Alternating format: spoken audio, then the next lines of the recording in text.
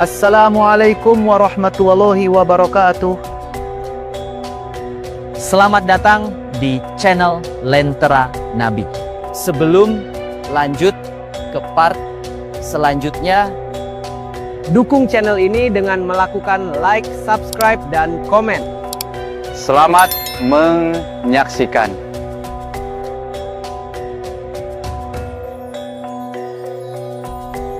Namrud tetap berkeras pada anggapannya bahwa ia adalah Tuhan di antara berhala-berhala sebagai Tuhan kecil. Ibrahim sendiri terus memikirkan cara bagaimana kaumnya bisa sadar. Ia ingin menunjukkan bahwa Tuhan yang selama ini mereka sembah tidak punya daya apa-apa. Sebagai seorang pemuda belasan tahun, semangat Ibrahim menggelora. Ia biasa menantang arus, bahkan kaumnya menganggapnya frontal. Datangnya hari raya tahunan disambut dengan meriah oleh rakyat Kaldan. Macam-macam makanan mereka buat untuk hidangan sesaji. Lalu mereka berbondong-bondong ke kuil besar atau zigurat. Tumpah ruah untuk melakukan bakti. Azar mengajak Ibrahim, hendaknya kamu datang, kamu akan takjub melihat pemeluk agama ini. Ibrahim menuruti ayahnya. Keduanya lalu berkemas dan berangkat. Di pertengahan perjalanan, Ibrahim pura-pura jatuh, aku sakit, ucapnya memelas. Ar meninggalkannya begitu saja.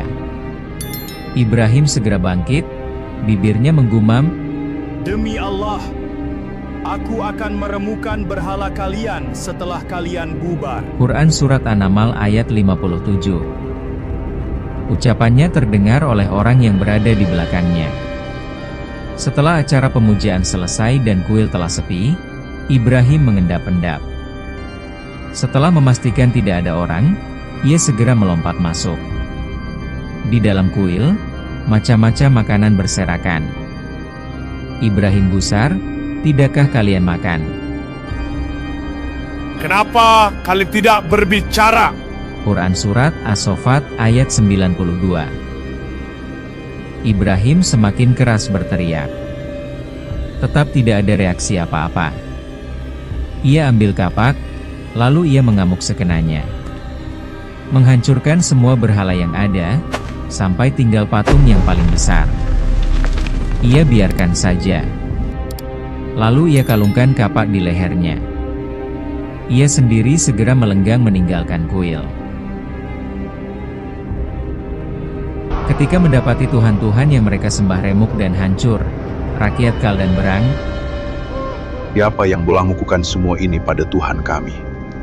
Sungguh dia orang yang sesat.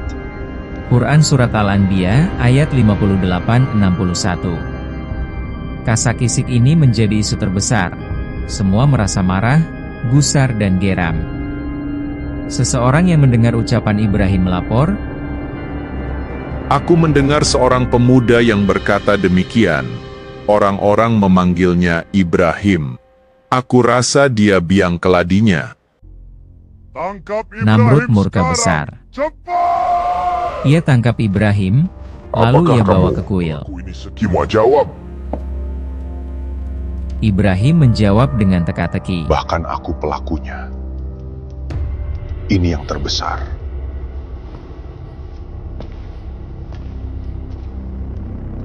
Tanyakan pada berhala-berhala itu, jika mereka dapat berbicara. Quran Surat Al-Anbiya ayat 63. Kamu sudah tahu bahwa mereka tidak dapat bicara. Sergah Namrud. Apakah kalian menyembah dari selain Allah sesuatu yang tidak bermanfaat sama sekali? Kenapa kalian berkeras menyembahannya? Apa kalian tidak berpikir? Ibrahim mendakwahi. Namrud dan kaumnya semakin jengkel oleh kelakuan Ibrahim. Namrud berteriak. Mujahid menceritakan, aku mendengar Ibn Umar menyebut orang yang menyuruh membakar Ibrahim adalah seorang Kurdi Paris. Ibnu Jari menceritakan dari Wahab dari Syuaib, ia berkata, orang yang mengatakan, bakarlah, bernama Harin, Allah lalu menguburnya dalam bumi, sedang ia meronta-ronta sampai hari kiamat. Bakar saja Ibrahim. Beri bantuan pada Tuhan kalian. Quran Surat Al-Anbiya ayat 68. Ibrahim segera dibawa masuk ke penjara. Namrud sendiri meminta rakyatnya untuk memberikan sumbangan sukarela berupa kayu bakar sebagai wujud bakti pada Tuhan mereka yang telah dizalimi. Rakyat Kaldan menyambut dengan antusias. Kaum perempuan rela bekerja memintal untuk dijual dan dibelikan kayu bakar. Juga ada seorang yang bernadzar, jika sembuh dari sakitnya akan bersedekah kayu bakar dan lain sebagainya. Lalu Namrud memerintahkan untuk membangun dapur api raksasa. Quran Surat As-Saffat ayat 97 di Qudsa, dengan ketinggian 30 hasta, dan lebar 20 hasta.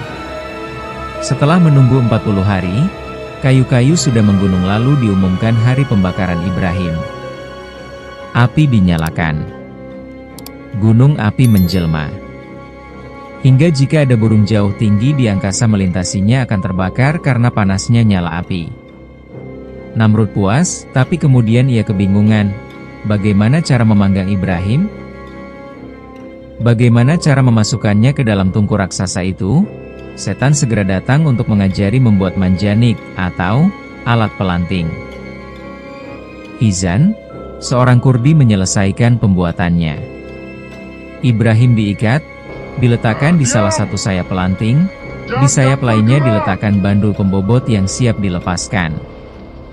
Namrud memerintahkan untuk melepas ikatan bandul. Bandul jatuh ke sayap pelanting, sayap lainnya bergerak pegas, dan Ibrahim melenting jauh ke udara. Ketika Ibrahim diletakkan pada pelanting, pakaiannya dilucuti kecuali celananya. Orang bodoh kaumnya mencoba melepasnya, tiba-tiba tangannya lumpuh. Jibril mengawalnya terus, sehingga bara yang keluar dari api tidak membuatnya menderita. Bahkan tempat jatuhnya Ibrahim menjadi hijau. Ia ditemani laki-laki yang tampan, jelmaan malaikat Bil. Malaikat penjaga air datang padanya, "Hai Ibrahim, jika kau mau, aku akan memadamkan api." "Tidak," jawab Ibrahim. Penjaga angin datang, "Jika kau mau, akan aku terbangkan api ke udara." "Tidak, aku tidak butuh kalian," jawab Ibrahim. "Yang memenuhi hajatku dan sebaik-baik penjamin adalah Allah." Di kerajaan langit gempar, malaikat ribut dan mengadu pada Allah. Jibril diutus mendatangi Ibrahim. "Pergilah. Jika Ibrahim minta pertolonganmu, tolonglah dia. Jika tidak, biarkan dia." Jibril meluncur cepat, memuntahkan gelombang udara ke api, dan menangkap tubuh Ibrahim. "Apakah kamu butuh bantuan?" Ia menawarkan pada Ibrahim.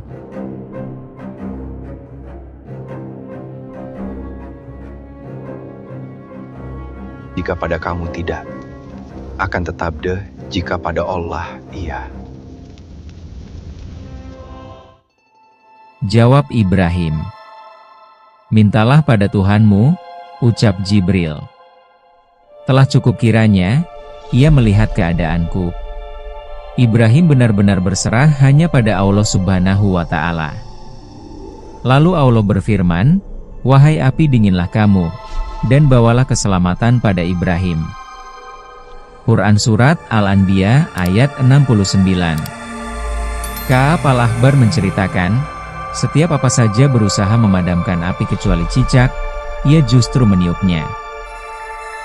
T.S. Alabi berkata, karena itu, Rasul Shallallahu Alaihi Wasallam memerintahkan untuk membunuhnya dan menyebutnya Fuaisikah. Ibrahim dikurung dalam kobaran api selama 40 atau 50 hari. Jibril mengunjungi dengan membawa tikar dan pakaian surga serta bunga-bunga dan air, sedangkan malaikat Bil menemaninya. Namrud penasaran, terlihat musuhnya asyik di dalam kobaran. Ia naik menara dan menyuruh Ibrahim keluar. Ibrahim melenggang tak kurang suatu apa dengan memakai pakaian surga. Namrud berdecak kagum, "Siapa temanmu di dalam gunung api? Dan dari mana kau dapat pakaian ini?" Ibrahim menceritakan, Untuk sementara waktu Namrud insaf, sungguh Tuhanmu yang kau sembah punya keagungan yang tiada banding. Lalu Namrud menjamu Ibrahim dan berkorban untuk Tuhan Ibrahim dengan menyembelih 4.000 ekor sapi. Selanjutnya, ia tidak lagi mengganggu dan mengusik Ibrahim, akan tetapi tetap dalam kekafirannya. Sampai di waktu yang telah ditentukan Allah Subhanahu wa Ta'ala, azab menimpa. Nyamuk-nyamuk menyerang Namrud dan kaumnya, menghirup darah, memakan daging dan meninggalkan tulang belulangnya. Namrud sendiri diserang seekor nyamuk yang bersarang di janur hidung. Nyamuk itu bersarang di tubuh Namrud dan menggerogoti tubuh Namrud sampai kemudian Allah membinasakannya.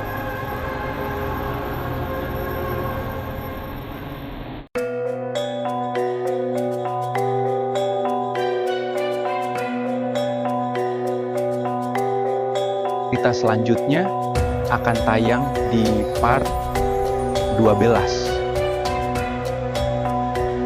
Maka dari itu, pantau terus channel Lentera Nabi. Semoga cerita ini bisa diambil hikmah yang baik untuk kita semua. Kami pamit undur diri. Wassalamualaikum warahmatullahi wabarakatuh.